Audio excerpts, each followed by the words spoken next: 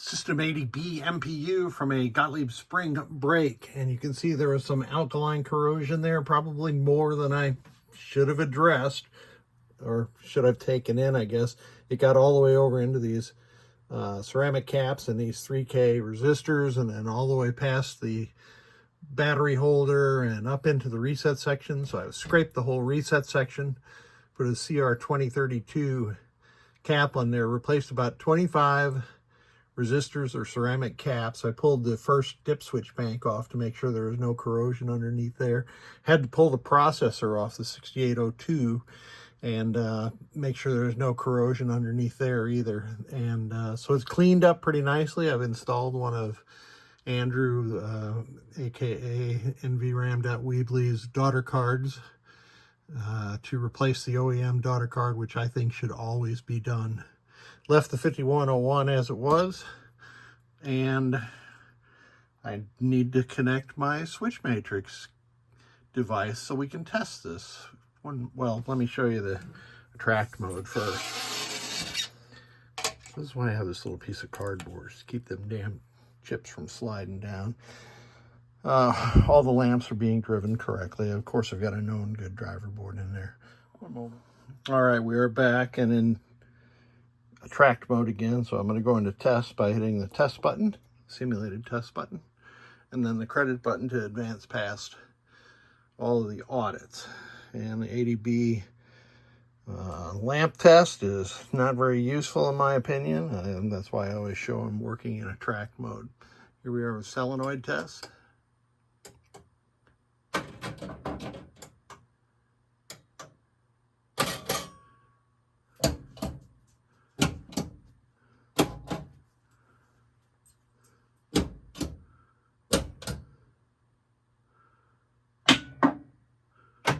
So it's driving all the solenoids correctly.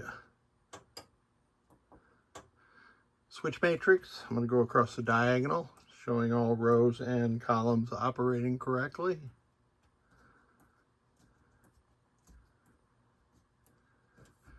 Correct. Dip switch settings.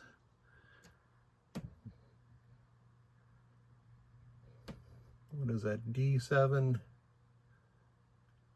D0, and 6.9. It's hard for me to read those through the camera lens, but those were correct. By the way, I have installed the free play ROM from the European guys, FlipPro Jets, and to enable free play, you set dip switches 15 and 16 to on, or I will install the free play ROM. This, of course, has my RoboWar ROMs in it. But if you set that dip switch to on, then every time you press the credit button, if there's 0 credits, it'll put 20 on there and then start a game. So this board is good to go. Let me put those spring brake ROMs in and boot it one more time. One more time with the spring brake MPU. I could not get the free play ROMs to work.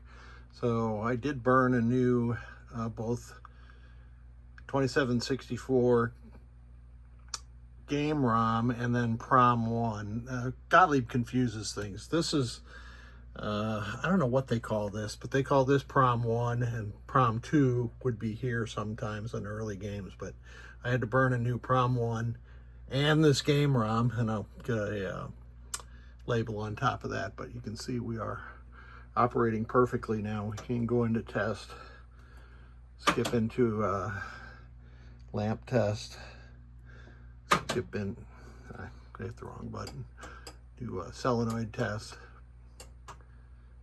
Of course, we are in a RoboWar, so different coils may be firing.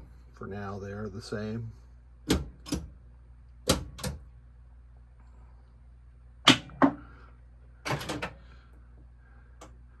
Switch matrix test, I already did that, but let's do it one more time.